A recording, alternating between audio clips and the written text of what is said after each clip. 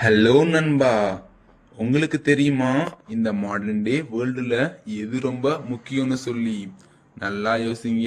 S, அது டெஃபினட்டா பணம் தான். ஆனா இங்க பிரச்சனையே அதுதான். இந்த பணத்தை பத்தின விஷயங்களை நமக்கு எந்த ஒரு ஸ்கூல்ஸ் அண்ட் காலேஜஸ் சொல்லி தரதே இல்ல. அதனால தான் உங்களுக்காகவே பிரத்யேகமா லைஃப் லெசன்ஸ் அன்டோல்ட்ல இருந்து நாங்க இந்த சீரீஸை மேக் பண்ணியிருக்கோம். இந்த சீரீஸோட பேரு மணி மாஸ்டரி. நம்மளோட சேனல்ல யாருமே சொல்லி கொடுக்காத விஷயங்களை நாங்க சொல்லி கொடுத்துட்டு இருக்கோம். அதனால இந்த சீரீஸ்க்கும் சப்போர்ட் பண்ணுங்க. இந்த சீரீஸ்ல பணம்னா என்ன, பணத்தை எப்படி பயன்படுத்தணும், அதை வச்சு நாம எப்படி க்ரோ ஆகணும் அப்படிங்கிற விஷயம் எல்லாத்தையுமே பார்க்க போறோம். உங்களுக்கு தெரியுமா, உங்களை விட கம்மியா சம்பளம் வாங்குற ஒருத்தர் கூட அதிகமா சேவ் பண்றாரு. ஆனா நீங்க என்னதான் அதிகமா சம்பளம் வாங்கினாலும் நீங்க இன்னும் ஸ்ட்ரகிள் பண்ணிட்டு தான் இருக்கீங்களா? அதுக்கு காரணம் நீங்க இன்னும் டிஃபரன்ஸ புரிஞ்சுக்கலங்கிறது தான். டிஃபரன்ஸா அப்படின்னா என்னன்னு கேக்குறீங்களா? ஆமா, அந்த டிஃபரன்ஸ் ஒன்னும் ஒரு லக்லயோ இல்ல டேலண்ட்லயோ அமையறது இல்ல. அது டெஃபினட்டா வேற ஒரு விஷயம். It is the way the understand the மணின்னு சொல்லுவாங்க. அதாவது அவங்க பணத்தை எப்படி புரிஞ்சு வச்சிருக்காங்க அதை பொறுத்து அமையும். ஆமா கைஸ், இந்த வார்த்தைகளை வச்சு உங்களால பணத்தை எஃபிஷியண்டா யூஸ் பண்ண முடியும். நாம எபிசோட் 1 குள்ள போலாம். What is money and why are you always broke? நம்மளால பணத்தை ஒரு பேங்க் அக்கௌண்ட்ல இருக்க நம்பராவோ இல்ல ஒரு பேப்பரா மட்டும் கன்சிடர் பண்ணிக்க முடியாது. அப்படியா? அப்ப பணத்தை நீங்க எதை கூட தான் கன்சிடர் பண்ணுதுன்னு சொன்னீங்கன்னா, நம்மளால பணத்தை ஒரு நைஃப் கூட கம்பேர் பண்ண முடியும். ஆமா, நம்மளால நைஃபை வச்சு நல்ல விஷயங்களையும் பண்ண முடியும், அதே சமயம் கெட்ட விஷயங்களையும் பண்ண முடியும். சேம் லைக் தட், அதே மாதிரி தான் பணமும். Money is an effective and efficient tool like the knife. நம்மளால பணத்தை வச்சு முன்னேறவும் முடியும், இல்ல நம்ம வாழ்க்கைய அழிச்சுக்கவும் முடியும். ஆனா இங்கதான் ப்ராப்ளமே வருது. நமக்கு பணம்னா என்னன்னு தெரியறதில்ல, அதை பத்தின டவுட்ஸ் இருக்கு, அதை பத்தி நமக்கு யாருமே சொல்லி தரதும் இல்ல. இந்த விஷயங்கள்னாலதான் பீப்புள்ஸ் பிரியறாங்க. அதாவது இந்த விஷயங்கள்னாலதான் பீப்புள்ஸ் மொத்தமா 3 விதமா பிரியறாங்க. அதை நாங்க கண்டுபிடிச்சோம். மொத்தமா 3 டைப்ஸ் ஆஃப் பீப்புள் இதனால பிரியறாங்க. ஆமா கைஸ், பணத்தை பத்தி புரிதல் இல்லாம இப்படி பிரியறாங்க. அதை நாம ஒரு சிம்பிளான ஸ்டோரி எக்ஸாம்பிள் மூலியமா இப்ப பார்க்க போறோம். மொத்தமா 3 பேர், person A, B and C. 3 பேர்த்தோட மந்த்லி சேலரியுமே சேம் தான், 10,000. பர்சன் ஏ என்ன பண்றாருன்னா, அவர் சம்பாதிக்கிற 10,000யுமே at the end of the மந்த்ல செலவு பண்ணிடுறாரு. அதனால at the end of the மந்த்ல பேங்க் பேலன்ஸ் ஜீரோக்கு வந்துருது. இங்க பிரச்சனையே ஸ்கூல்ஸ் அண்ட் காலேஜஸ் நமக்கு ஒரு ஸ்டாண்டர்டான இன்கம் வாங்கி தரத்துக்கு மட்டும்தான் வழி சொல்றாங்க. அதை நாம தப்புன்னு சொல்லல, அதை வச்சு க்ரோ ஆகாம இருக்கிறது தான் தப்பு. அதை எப்படி க்ரோ ஆகுங்கிறத நாங்க உங்களுக்கு சொல்லி தந்துட்டு இருக்கோம். அதனால ஒரு லைக் அண்ட் சப்ஸ்கிரைப் போட்டு எங்களையும் மோட்டிவேட் பண்ணுங்க. ஓகே கேஸ், நம்ம ஃபர்தரா வீடியோக்குள்ள போலாம். அதுக்கு முன்னாடி அந்த சப்ஸ்கிரைப் பண்றதை மறந்துடாதீங்க. அடுத்தது பர்சன் பி என்ன பண்றாருன்னா, அவர் சம்பாதிக்கிற 10,000ல 1,000 ருபீஸை சேவ் பண்றாரு. அதனால அவரோட டோட்டல் சேவிங் க்ரோ ஆக ஆரம்பிக்கும். இது ஒரு பெட்டரான ஆப்பர்ச்சுனிட்டி தான். ஆனா பர்சன் சி என்ன பண்றாருன்னா, அவர் சம்பாதிக்கிற 10,000ல இருந்து 1,000 ருபீஸை இன்வெஸ்ட் பண்றாரு. இப்ப உங்ககிட்ட ஒரு கேள்வி, யாரு முதல் ரிச்சாவா? உங்களோட ஆன்சரை கமெண்ட்ல சொல்லிட்டு பாங்க. Okay guys, the biggest mistake, அதாவது நிறைய பேர் பண்ற பெரிய தப்பே ஸ்பெண்ட் ஃபர்ஸ்ட் சேவ் லேட்டர் அப்படிங்கிற கான்செப்ட் தான். அதாவது மக்கள் என்ன சொல்லுவாங்கன்னா, at the end of the மந்த்ல என்ன மீதி இருக்கோ அதை நான் சேவ் பண்ணுவோன்னு சொல்லி. ஆனா இங்க பிரச்சனையே at the end of the மந்த்ல உங்ககிட்ட காசு இருக்காதுங்கிறது தான் உண்மை. ஏன்னா எக்ஸ்பென்சஸ் எப்பயுமே எக்ஸ்பேண்ட் ஆகும். நீங்க அதிகமா சம்பாரிச்சீங்கன்னா அதிகமா செலவு பண்ணவும் ஆரம்பிப்பீங்க. அதனால இதை சால்வ் பண்றதுக்கு வேற வழியே இல்லையான்னு கேட்டீங்கன்னா, அது கண்டிப்பா ஒரு வழி இருக்கு.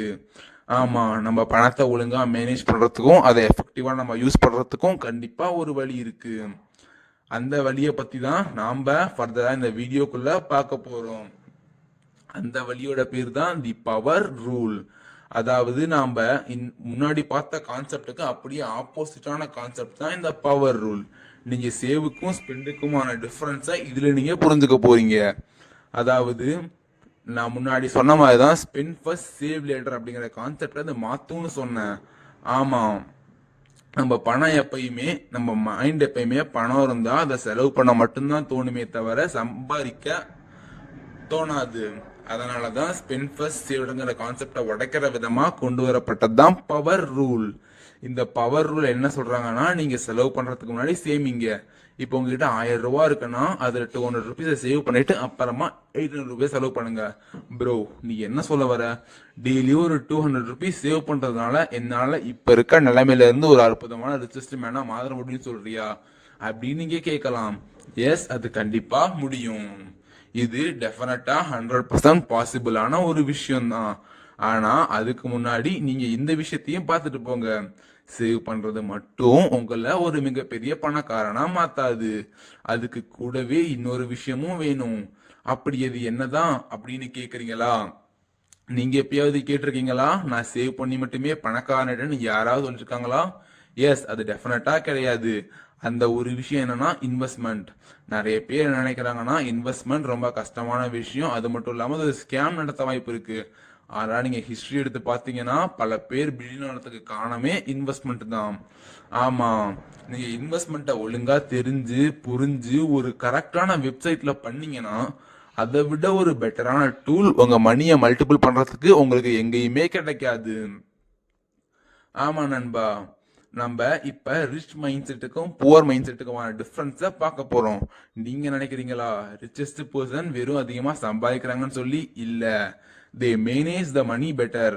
அதாவது அவங்க சம்பாதிக்கிறதோட சேர்த்து அதை மேனேஜ் பண்றாங்க.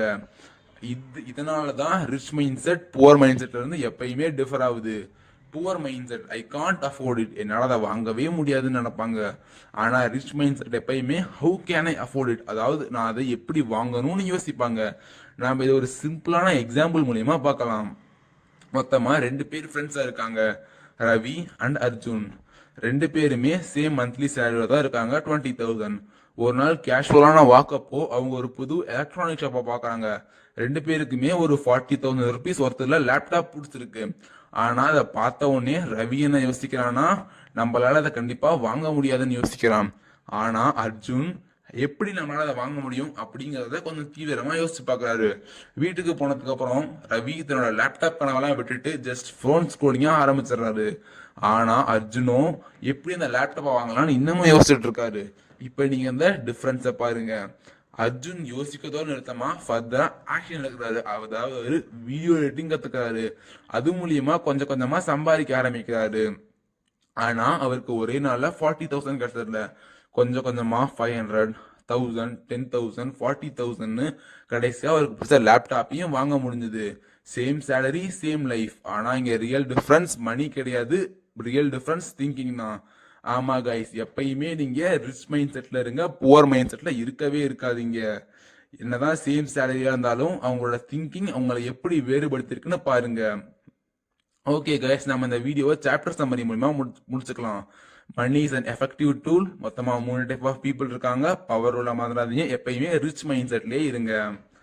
ஓகே நண்பா, இது வெறும் பேசிக்ஸ் தான். இந்த மாதிரியான கஷ்டமான விஷயங்களை உங்களுக்கு நாங்கள் சிம்பிளா அப்கமிங் வீடியோஸ்ல சொல்ல போறோம். அதனால ப்ளீஸ் எங்களுக்காக ஒரு சப்ஸ்கிரைப் பண்ணுங்க. கடைசியா தேங்க்ஸ் ஃபார் வாட்சிங். பை.